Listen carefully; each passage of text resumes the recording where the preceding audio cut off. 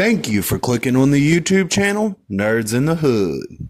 On today's video, we will be reviewing a movie that originally released in 1995, but the version of the film I'm watching released in 2014, and that is Halloween: The Curse of Michael Myers, the producer's cut. The film's plot synopsis is: in a single horrifying night, Michael Myers' reign of terror changed Halloween forever.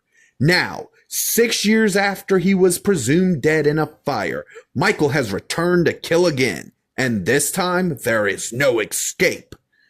As his fury builds to a spine-tingling climax, the long-hidden secrets of the screen's most maniacal murderers are shockingly revealed. The cast for the film is: we have Donald Pleasence as Dr. Loomis, Paul Rudd as Tommy Doyle, and Mitch Ryan as Dr. Wynn. This was Paul Rudd's first role ever, and he did great in this role. He acted his ass off in this role, and it was worth it. This also marks Donald Pleasence's final role, not only as Dr. Loomis, but also the final movie he was in.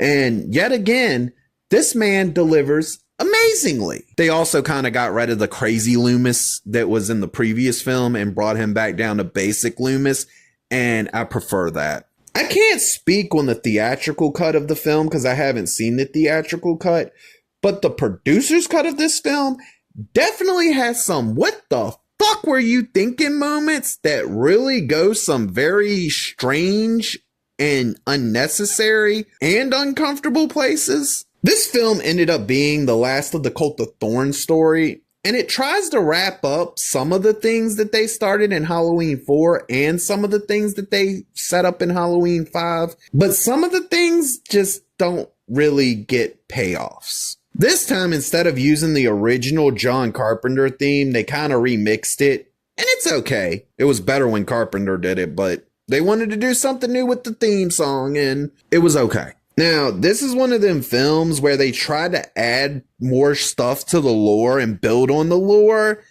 and yes, sometimes that's a good thing, but in this film, it really did ruin Michael's lore. This was the movie that took the lore of Michael Myers and threw it out the damn window. Yet again, another movie.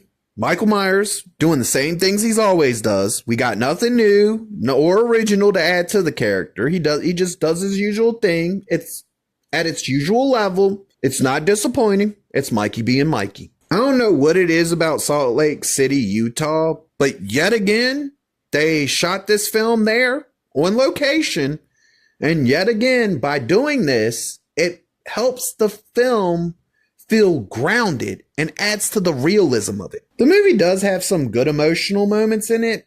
Though they're nothing special, they land well and work within the story's confines perfectly. You can tell that the script was written so that the characters weren't kind of generic, and even though some of them are still a little generic, it actually helps this film with what they did with character depth.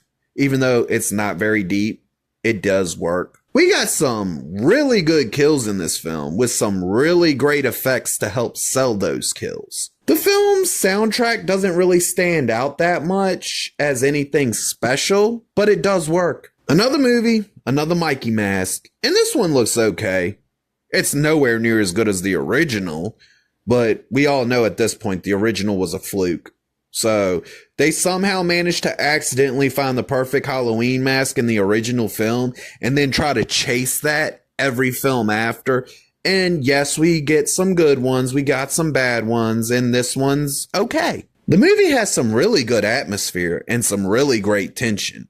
Though it's yet again, the tension is moment to moment more than from beginning to end of the movie. Now, with this being the final of the Cult of Thorns story, and the Cult of Thorns literally being the most supernatural that Michael will get, this is literally the most supernatural of the Cult of Thorn trilogy.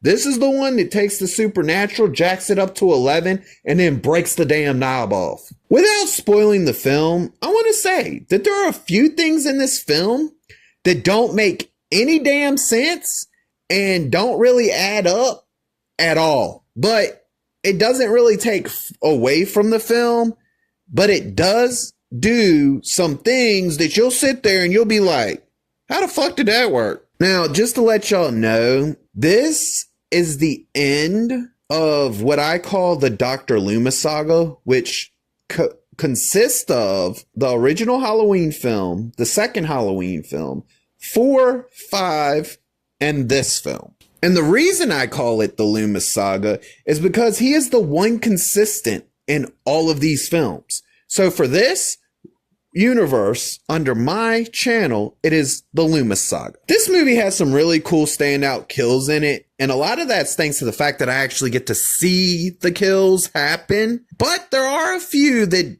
are basic. This film does have a twist in it, and it pulls off that twist well, but doesn't feel like it mattered because the twist goes really nowhere. It doesn't do anything or really go anywhere. It just happens. I find this movie to be good and entertaining, though it was never ever really able to match up to what the original film did. It does find a way to be entertaining while going some very questionable places.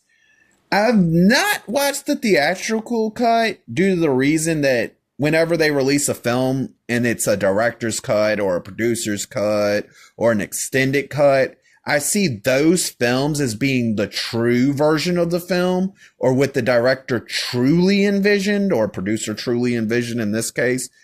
And that's why I haven't watched the theatrical version, but I'm not going to lie.